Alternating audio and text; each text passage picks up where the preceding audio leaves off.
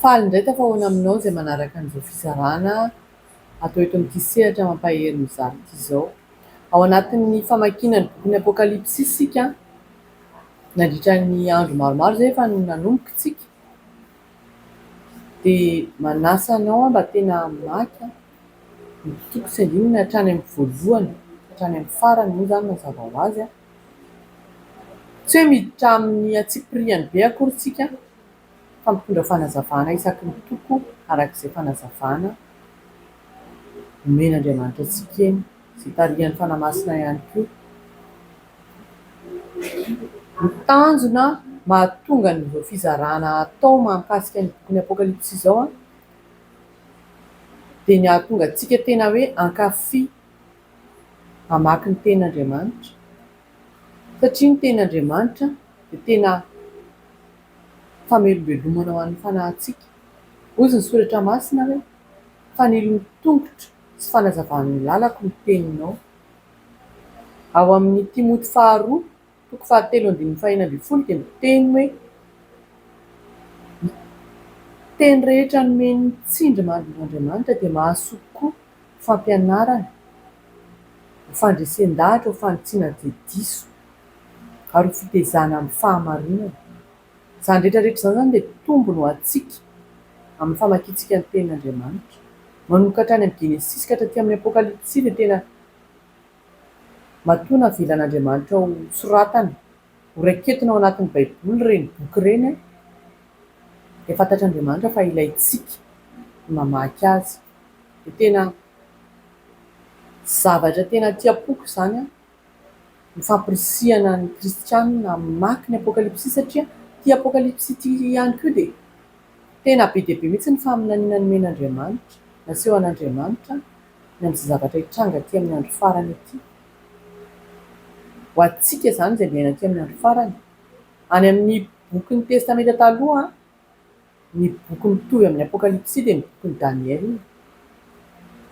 Dia tena hoe amporisihana mihitsy isika hamaky ny ten'Andriamanitra fa mahasoa antsika ny fahalalana ny ten'Andriamanitra, fa ny tsy fahalalantsika ny ten'Andriamanitra dia mandringana antsika.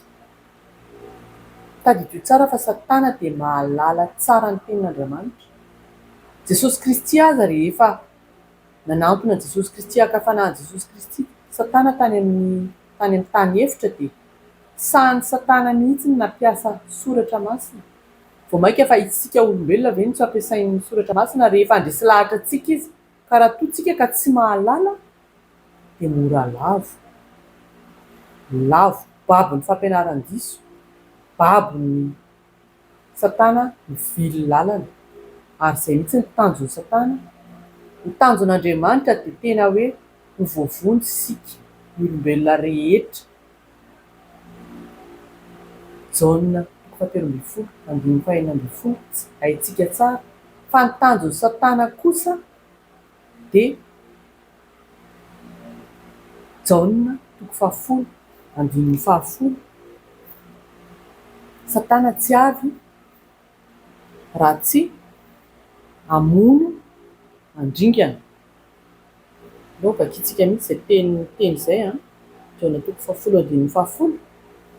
Ny mpangalatra tsy avy raha tsy hangalatra sy hamono ary handringana. Izao avy mba hanana ny fiainana sady hanana ny be dia be. Jesosy Kristy no miteny hoe ny mpangalatra tenenin' Jesosy Kristy io dia Satana. Ny tanjon'ny Satana dia hangalatra ny fitahiana sy ny fampanantenana rehetra efa nomen'Andriamanitra ny olombelona, handringana ny olombelona. Fa ny tanjon'Andriamanitra kosa, ny tanjon'i Jesosy Kristy dia ny hamonjy antsika mba afaka mifahatizerana ho avy. Izay tena anisan'ny zavatra tena manetsika ny fo hanao an'izao fizarana ny bokin'ny Apokalipsy izao, satria be dia be ny olona kamo mamaky an'ity bokin'ny Apokalipsy ity, nefa ny ten'Andriamanitra milaza hoe sambatra izay mamaky ny bokin'ity faminaniana ity, bokin'ny Apokalipsy toko 1:1-7, hahatongotra ny andro. Ny filazany azy. Efa andro vitsivitsy izay no nanomboantsika dia eo amin'ny fandinihana an'ireo taratasy nasain'Andriamanitra nosoratana ho an'ny fiangonana fito isika. Efa hitantsika ny fiangonana tao a Efesosy, fiangonana tao a Smirna, fiangonana tao Pergamosy ary ny fiangonana tao Tiatira.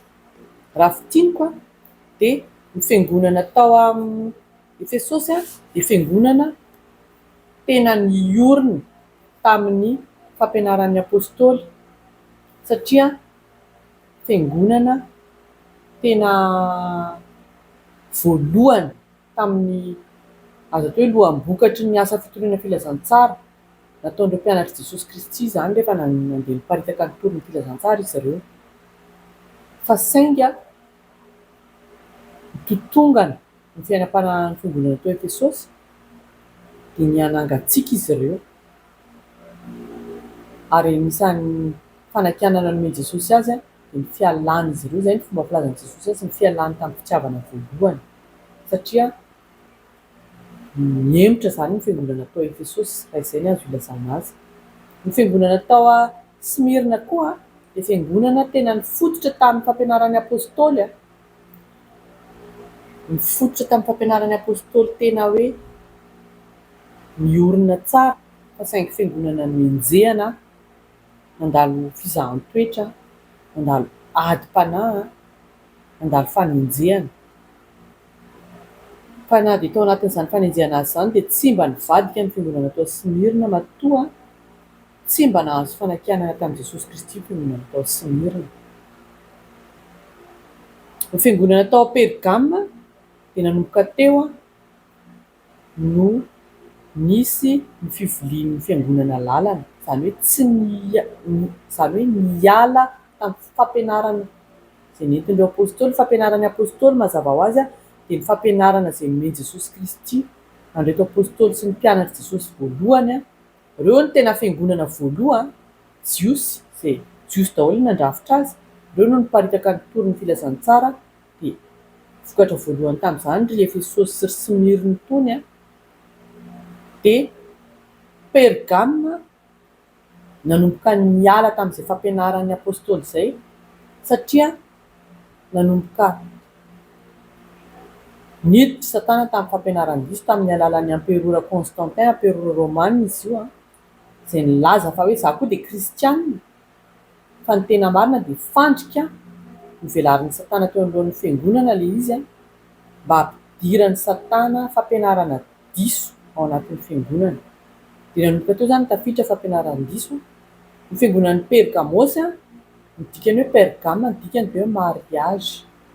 Zany hoe fiangonan'ny Pergamosy zany nanomboka teo mivandimpotoana ny fiangonan'ny Pergamosy tamin'ny taona 103 ka hatramin'ny taona 900 dia nanomboka nanao mariage tamin'izao tontolo izao ny fiangonana. Zay ny azo ilazana azy. Fiangonan'ny Tiatira nandimby azy dia fiangonana tena hoe tsy miraharaha ny fiainam-panahy, izay ny azo ilazana azy, satria nanjaka be ny taritarika hatraty amin'ny vanimpotoanany sy ny fiangonan'ny Tiatira izay nanomboka tamin'ny taona 900 ka hatramin'ny taona 295 dia nanjaka be ny fampianaran-diso izay nentin'ny Emperora Constantin, zany hoe Église Constantine koa ny fiangonan'ny Tiatira. Miverina kely amin'ny fiangonan'ny Pergamosy teo, fiangonan'ny Pergamosy dia mitovy amin'ilay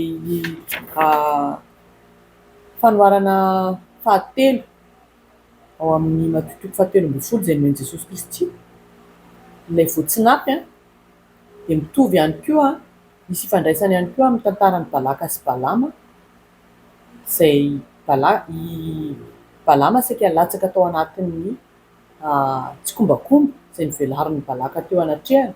Saingy tena naseho an'Andriamanitra tamin'ny Balama mpaminany, naseho an'Andriamanitra tamin'ny Balama fa tena halan'Andriamanitra ny firaisana tsikombakomba, halan'Andriamanitra ny compromis. Dia ity fiangonana tao Pergamosy ity tena latsaka tao anatin'izay compromis izay, satria araka ny lazaiko teo hoe niditra tamin'ny mariage tamin'izao tontolo izao, nandray ny fampianaran-diso nentin'ny Emperora Constantin tao anatin'ny fiangonana. Dia ny fiangonan'ny Tiatira indray dia mitovitovy amin'izay ihany, fa saingy ny fiangonana tao Tiatira dia mitovy amin'ilay fanoharana fahaefatra ao amin'ny Matio toko fahatelo amby folo le fanoharana zay milaza ny amin'ny masirasira na ny levain zany mitondra fampianaran-diso koa mazava ho azy le vehivavy Jezabela no fanoharana itenenan'i Jesosy Kristy azy ato fa ny tena marina dia le système religieux nanomboka tary amin'ny Pergame io nitaritarika hatraty amin'ny Tiatira io dia misy ifandraisany amin'ile tantaran'ny Jezabela sy Akaba any amin'ny testamenta taloha fiangonana tao Tiatira. Ny Akaba izay mpanjaka jiosy nanambady vehivavy tsy jiosy izay mpivavaka amin'ny mpalopy sampy nanan'Andriamanitra atao hoe Bala dia nanangana tempoly sy nanangana hôtely ho an'ny Bala mihitsy ny mpanjaka izay zavatra tena nahatezitra an'Andriamanitra izany. Ny fiangonana tato Tiatira ity zany tena latsaka tao anatin'ny fahalotony fahavetavetana ara-panahy raha izay azo ilazana azy. Ny fiangonana ho jerevantsika androany dia ny fiangonana tao Sardisy. Ny fiangonana tao Sardisy dia fiangonana mitovy amin'ilay fanoharana nomen'i Jesosy Kristy ao amin'ny Matio toko fahatelo amby folo zany le fanoharana fahadimy dia mikasika an'ilay harena miafina zany raha izay ny azo ilazana azy. Ity fiangonana tao Sardisy ity dia latsaka tao anatin'ny fombafomba-pivavahana tamin'ny taona 2016 ka hatramin'ny taona 570 nisian'ny fiangonana tao Sardisy amin'izao vanim-potoana misy antsika izao mazava ho azy tao aorianan'ny akaran'i Jesosy Kristy tany amin'ny rahoany lanitra. Latsaka tao anatin'ny fahamaizinana ara-panahy tanteraka ny fiangonana tao Sardisy satria mbola nitaritarika hatraty amin'ity vanim-potoana nisian'ny Sardisy ity ny système religieux izay nanjaka nanomboka tany amin'ny Pergamosy, Tiatira, Sardisy. Azo lazaina hoe fiangonana tena maty ara-panahy ny fiangonana Sardisy satria tena niala tanteraka tamin'ny fampianaran'ny apôstôly, niala tanteraka tamin'ny tenin'Andriamanitra, tsy niorina tamin'ny tenin'Andriamanitra fa ny fombafomba-pivavahana no nitoriana, tsy niankina intsony tamin'ny fitarihan'ny fanahy masina fa ny fitarihan'ny olombelona no narahana. Raha tsorina zany dia tena hoe tafalatsaka tanteraka tao anatin'ny fandriky Satana ary voapoizina tanteraka ny fiangonana tao Sardisy tsy nanana ositry ny fanahy masina intsony, tsy niorina tamin'ny fampianaran'ny tenin'Andriamanitra intsony.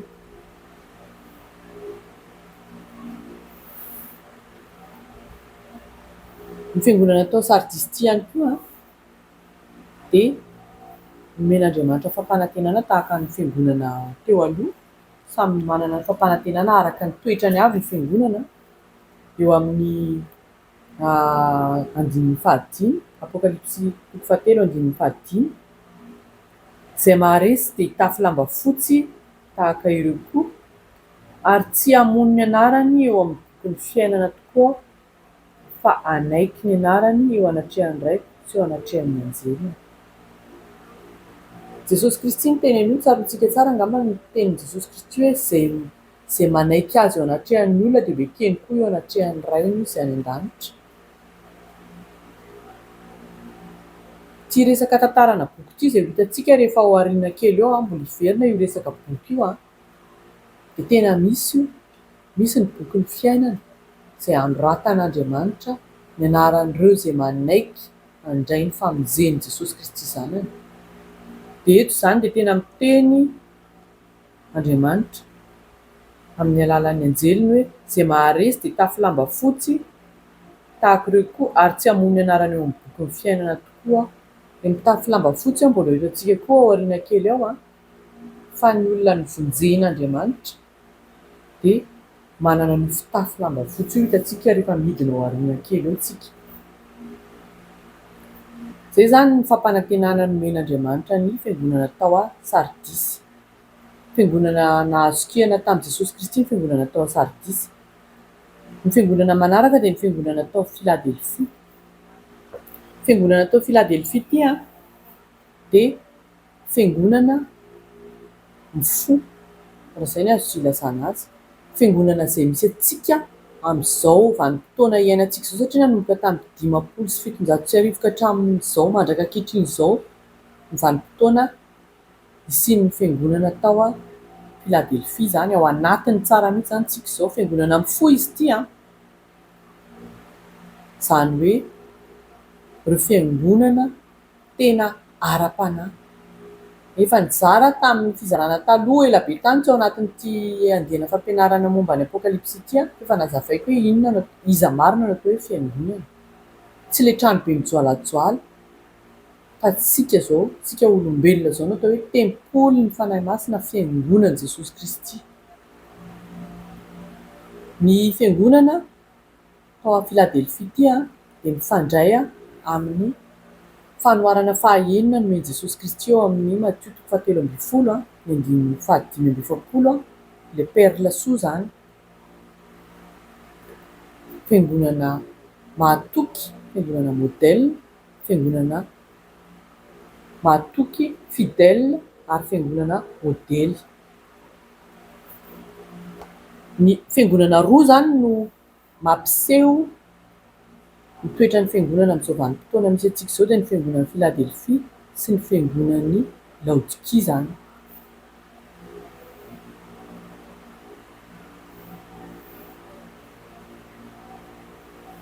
Ny fiangonan'ny Philadelphie koa dia nomen'Andriamanitra fampanantenana tahaka an'ireo fiangonana hafa.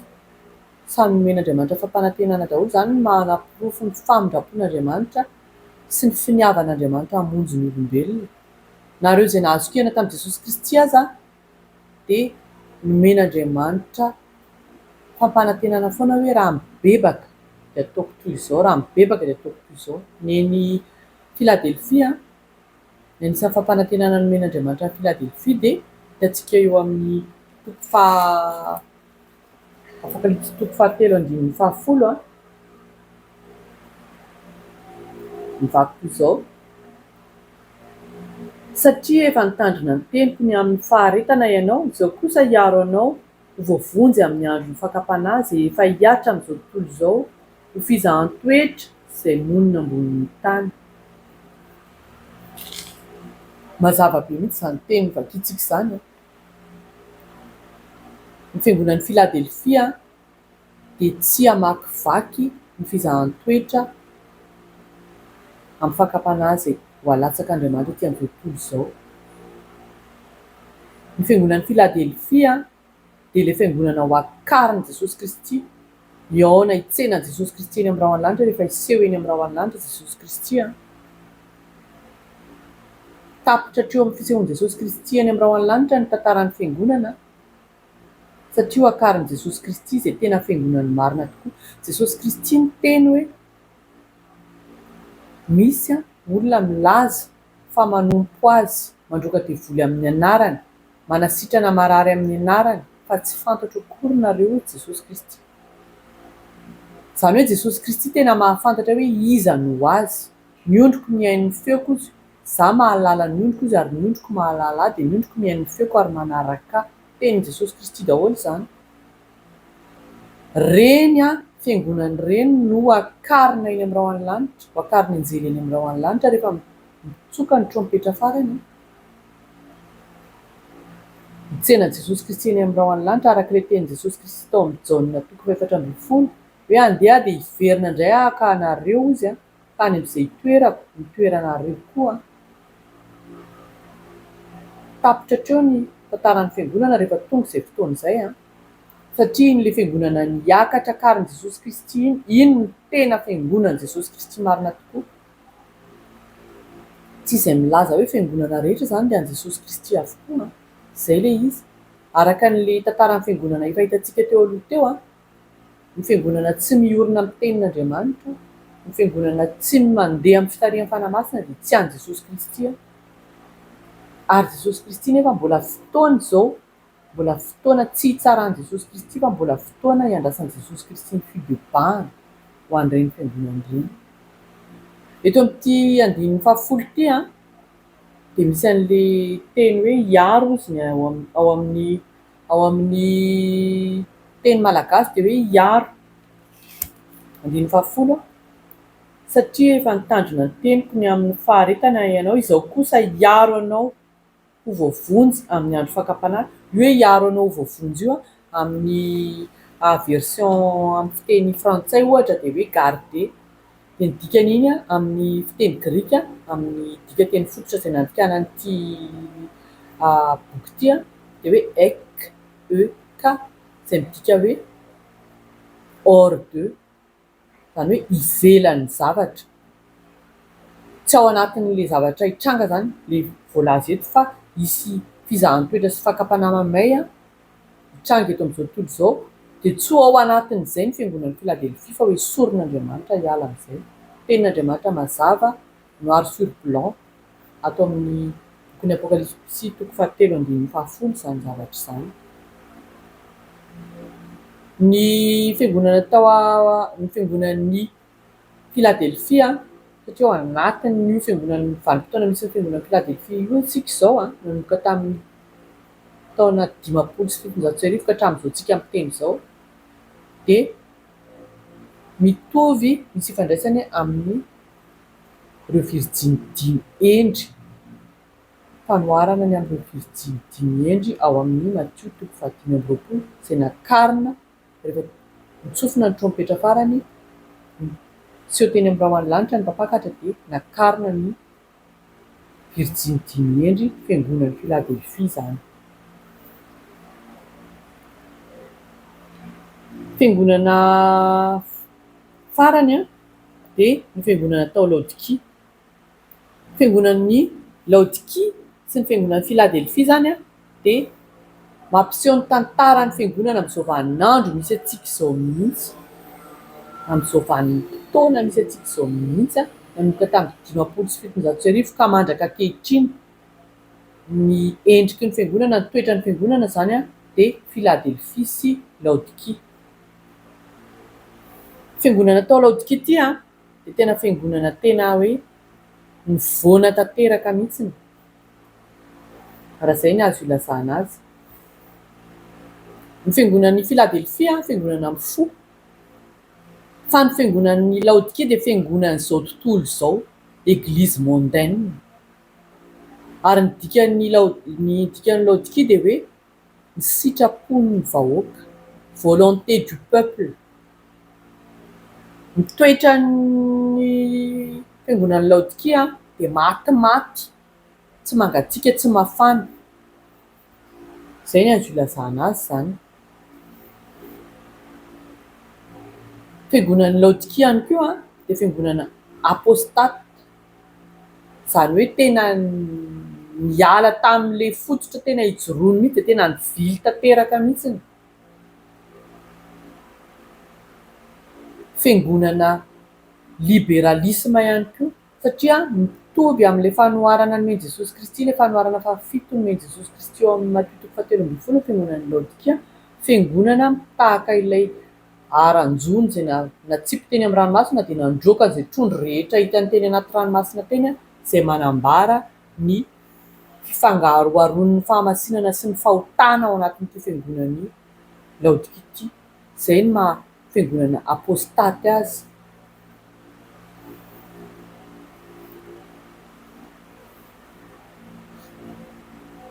Efa nilazaiko teo fa ny fiangonan'ny Laodikia poizina nahafatin'ny fiangonana Laodikia dia izy matimaty, fiangonana sady tsy mafana tsy mangatsiaka, tsy tian'Andriamanitra teneniny mihitsy mazava tsara fa aleoko ny vavako satria ianao tsy mafana tsy mangatsiaka. Ny fiangonan'ny Laodikia koa dia mifandray amin'ilay fanoharana momba ireo virjiny 5 adala ao amin'ny Matthieu toko 5:20, ireo virjiny 5 adala izay tsy tafakatra eny amin'ny rahoan'ny lanitra hitsenan'i Jesosy Kristy zany. Ireo izay diso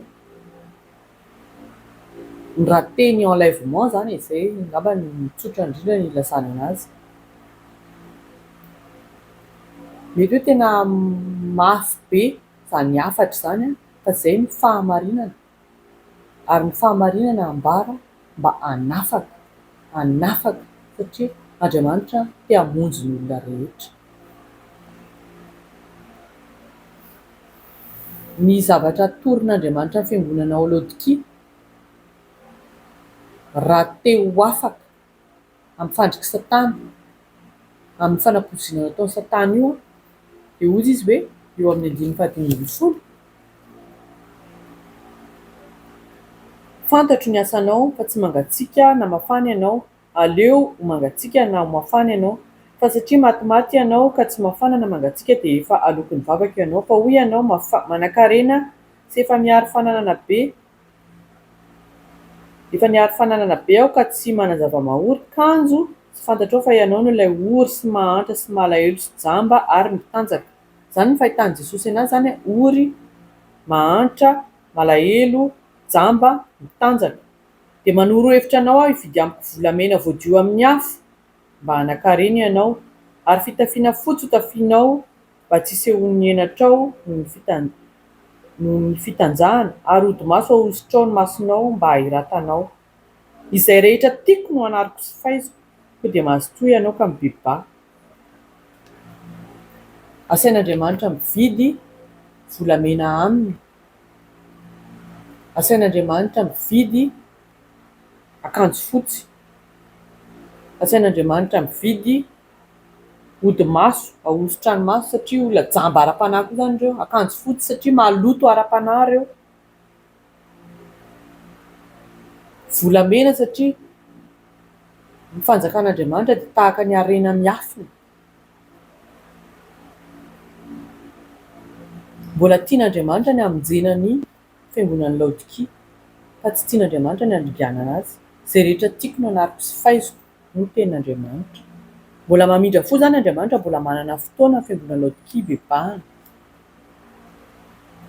Araka ilay voalazantsika teo dia ity fiangonan'ny Laodikia ity tena mirehare mihitsy hoe afa-po izy, be dia be mpiangona, manan-karena amin'ny fiangonana, manana vola be any amin'ny banka ny fiangonana, afa-po tsika. Nefa Jesosy Kristy tsy afa-po satria tsy izay ny fahitan'Andriamanitra ny Jesosy Kristy azy, fa tena fiangonan'izao tontolo izao, tena lavitry ny fibebahana, tena lavitry ny fankatoavana an'Andriamanitra, tena hoe farak'izay ratsy zany ny évaluation an Jesosy Kristy amin'ny fiangonana ao Laodikia. Eo amin'ny 9:20 aza dia Jesosy Kristy mitsangana eo ivelan'ny varavarana, zany hoe efa tsy ao anatin'ity fiangonan'ny Laodikia ity intsony Jesosy Kristy, efa fiangonana tsy misy Jesosy Kristy intsony ny fiangonan'ny Laodikia. Toetra fiangonana amin'izao fotoana izao, fiangonan'ny Laodikia sy fiangonan'ny Philadelphie, mbola mandondony Jesosy Kristy avy aty ivelany, nefa fiangonana milaza fa fiangonana Jesosy Kristy ny fiangonan'ny Laodikia, fa Jesosy Kristy tsy ao anatiny intsony. Tsy izany no miteny an'izany fa ny tenin'Andriamanitra mazava be. Ny fiangonan'ny Laodikia dia fombafomba ivelany fotsiny sisa, fa ny tena zava-dehibe amin'ny maha-fiangonana azy tsy ao intsony. Tsy misy présence an Jesosy Kristy intsony ao anatiny, nefa dia afa-po ry zareo, mireharery zareo fa tena fiangonana matanjaka, fiangonana be mpivavaka, fiangonana manan-karena mahavita an'izao sy izao. Misy fanantenana ihany nefa ho an'ny fiangonana ao Laodikia, satria araka ny vakintsika teo hoe mbola miandry Andriamanitra, miandry ny fibebahany, ary ny fampanantenana nomen'Andriamanitra ny fiangonana ao Laodikia dia hiara-manjaka aminy raha mibebaka ny fiangonana ao Laodikia. Fiangonana ao Laodikia sy ny fiangonan'ny Philadelphia dia averiko ihany fa ao anatin'izao vanim-potoana misy antsika izao, arak'ilay fizarahan'ny bokin'ny Apokalipsy teo, ny zavatra efa hitanao izy Andriamanitra mantsy Jaona soratiny ny zavatra efa hitanao, ny zavatra ankehitriny ary ny zavatra ho avy. Ny zavatra ankehitriny dia fisian'ny tantaran'ny fiangonana mbola tsy tapitra satria tsika miara-mahita fa mbola ao anatin'ny fisian'ny fiangonana tsika izao. Engany mba tena hitondra fampieritetana sy fibebahana ao anatintsika tsirairay aby zay milaza fa fiangonana, zay milaza fa mpianatra Jesosy Kristy zany teny zany a. Araka ny teny teo de mbola miandry ny tompo, miandry ny bebahantsika Jesosy a. Ny sitrapon'Andriamanitra de tena ho isan'ny fiangonana hiakatra eny amin'ny rahoan'ny lanitra isika rehefa miseho eny amin'ny rahoan'ny lanitra Jesosy Kristy. De ho tanteraka tokoa anie zany. Amen. Tohizantsika ny fizarana eo amin'ny toko fahaefatra izay anasako anao sahady ny hamaky azy amin'ny fizarana manaraka. Ho an'Andriamanitra rery ihany ny voninahitra.